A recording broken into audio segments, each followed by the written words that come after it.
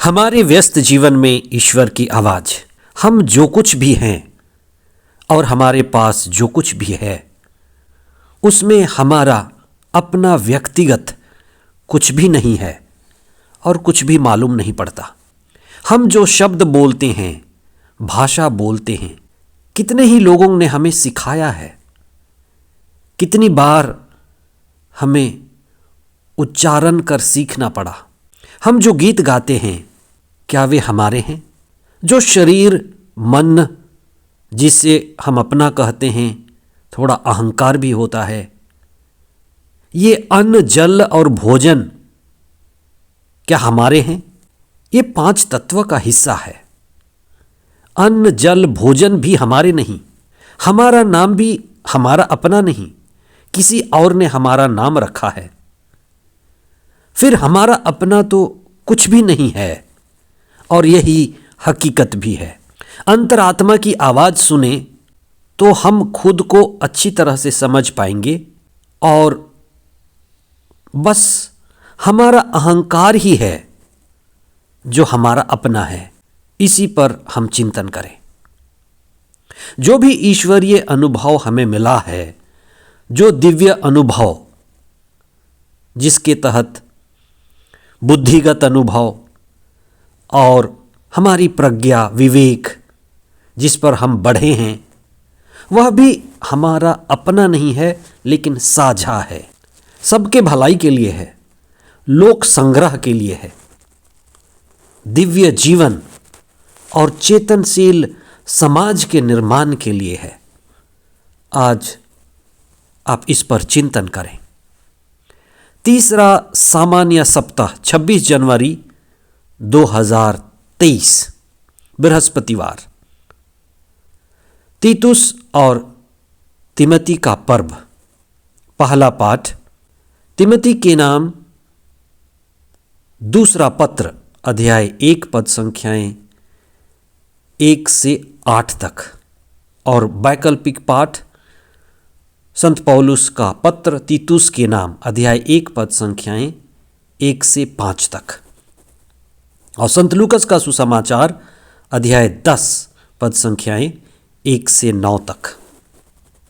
आज हमारा देश गणतंत्र दिवस भी मनाता है, जो हमारे अखंड भारत और हमारा संविधान जो हमारे लिए सबसे बड़ा वरदान है, हम उन संविधान निर्माताओं का हृदय से धन्यवाद देते हैं और हमारे इस भारत देश का, अखंड भारत का धन्यवाद करते हैं। ईश्वर ने हमें आशीषों और कृपाओं से भरा है। हम भारत के लोग, विभिन्न समुदाय एक होकर रह सके। हर जाति, धर्म, समुदाय के लोग संगठित होकर एक चित्त, एक चेतना में बढ़ें और हमारा ये आध्यात्मिक देश आध्यात्मिक भूखंड के रूप में आशीष और कृपा पा सके। आज जब हम संत तीतुस और तिमोथी का पर्व मनाते हैं, जो संत पौलुस के सहयोगी रहे, हम उन्हें उनके शिष्य भी कह सकते हैं। संत पौलुस के कार्य में इन दोनों ने अहम योगदान दिया। संत पौलुस यहूदी होकर भी गैर यहूदियों के बीच लगातार काम किए और ईश्वर के संदेश के संदेशवाहक बने। मिश्रित विचारधारा के लोगों के बीच, मिश्रित समुदाय के लोगों के बीच समन्वय का काम करना, जोड़ने का काम करना एक विशेष वरदान से ही संभव है। संत पौलुस तिमोथी का और तीतुस का धन्यवाद करते हैं। ये दोनों संत पौलुस के बड़े करीबी थे।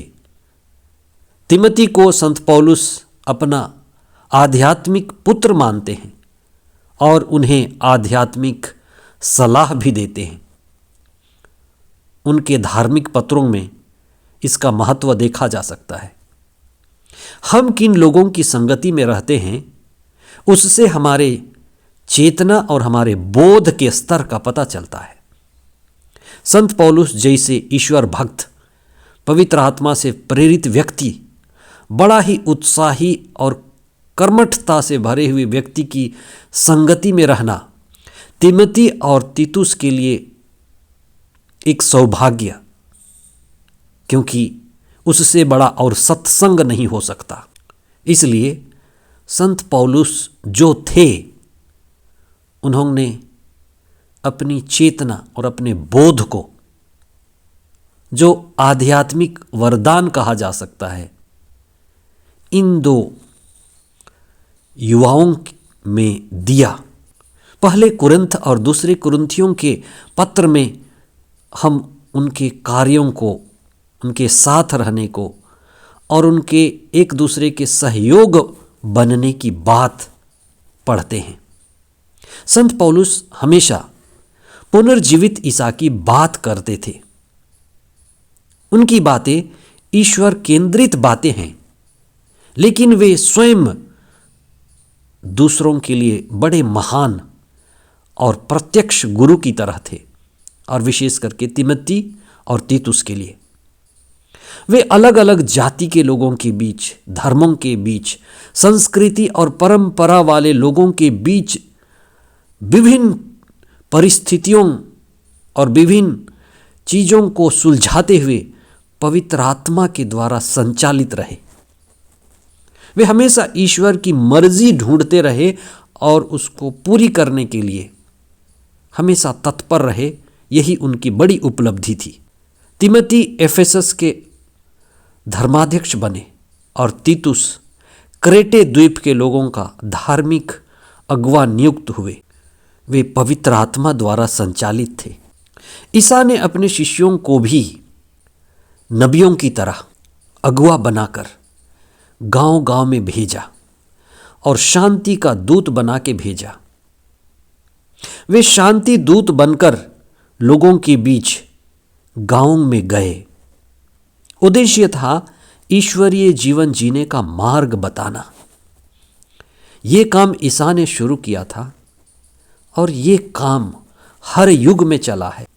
हर व्यक्ति को ईश्वर की जरूरत है। हर व्यक्ति को शांति और शांति के मार्ग की जरूरत है। हर व्यक्ति को परमात्मा की जरूरत।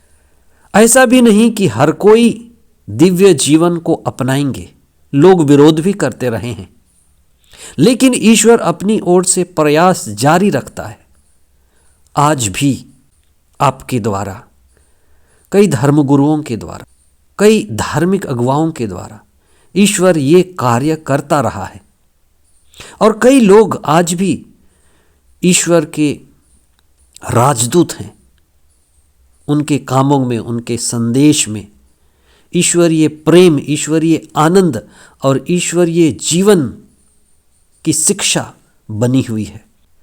आइए हम ईश्वर के संदेश के साथ जुड़ें, खुद का निर्माण करें, प्रार्थना में रहें और प्रभु के प्रेम की आत्मा से प्रज्वलित हों।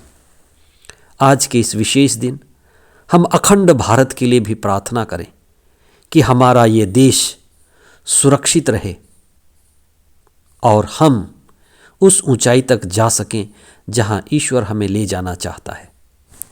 आमीन।